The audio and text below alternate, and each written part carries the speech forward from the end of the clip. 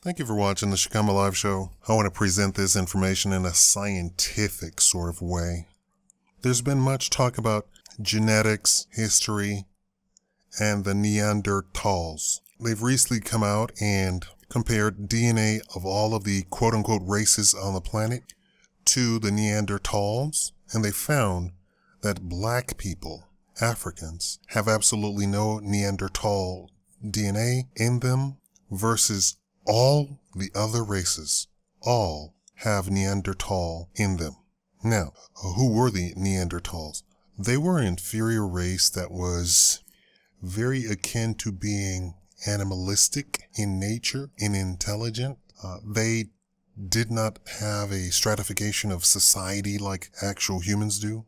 And as soon as humans moved into the area, they died off. So there were, as far as if you want to say man, there were varying species of humanoid type creatures on the planet, not just humans. And we killed off all the rest of the humanoid creatures. We as in humans. Now, what does that say about Africans? Well, it says that Africans are the only pure humans on the planet. You cannot have a pure human white person, a pure human Asian person, a pure human Polynesian or anything like that. You can't have that. They are all mixed breeds. Now, is there something that you can glean from that? Does that mean that the other races are inferior? I don't think they're inferior. I think the capabilities of the other races has been shown that they're just as intelligent as Africans, right? Nobody can gainsay anything about that. It's just that Africans are pure humans and all of the other types are not. Let's get into the next issue. Sasquatch, Bigfoot, Yeti.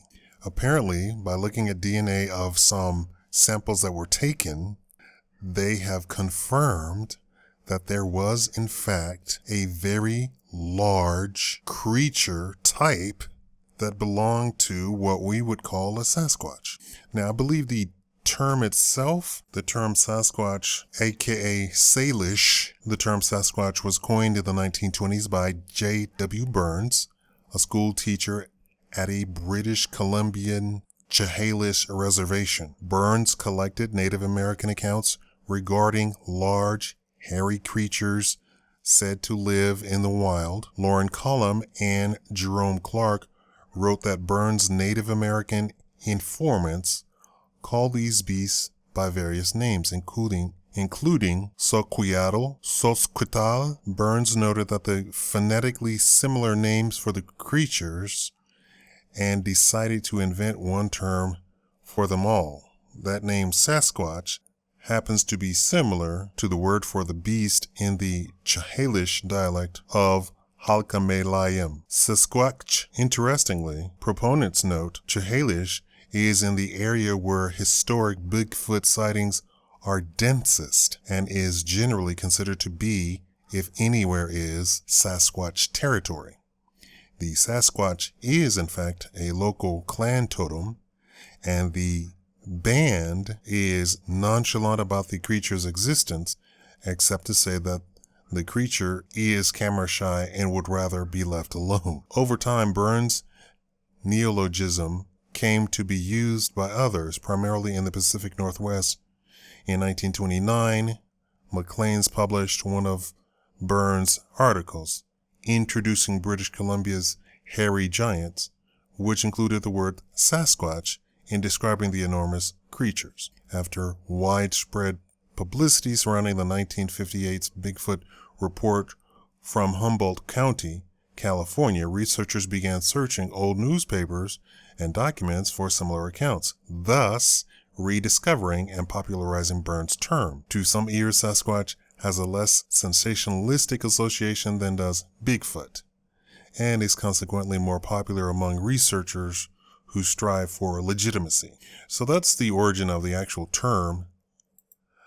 Researchers have been looking at DNA, and they actually came up and said that there was, in fact, a missing and unknown creature of some origin that they had not categorized before. based off of the hair samples that they were able to gather. Now, I also note that there are some researchers who put microphones that were noise activated, so they turned on when noise happened in the area.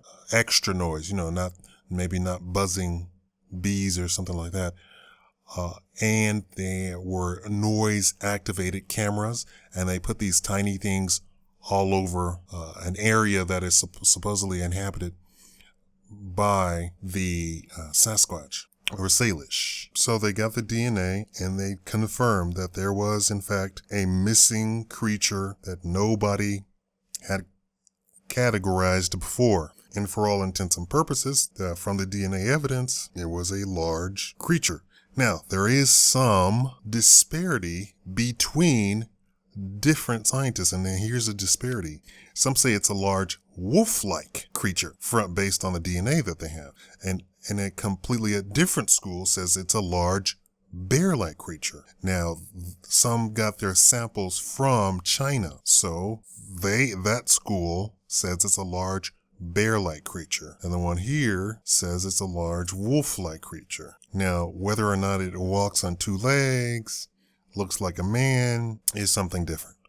Now, I know a bear when it's, I believe, I'm no bear trapper, I'm no bear hunter, I'm no bear expert, but I believe when it gets threatened and or wants to threaten something, it stands up on its hind legs and will proceed to roar. So, does a big wolf do that? Do wolves get up on their hind legs?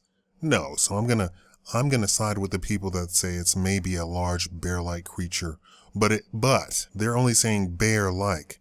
They said it is something completely different from all the categories of animals that we already know about. It is something completely new and different. Tell me, have you seen this? And now it's not even a question of believing or not believing in Sasquatch. Now it's a question of, do you think it's a bear-like creature or do you think it's a wolf-like creature? Thank you for watching the Shakaama Live Show.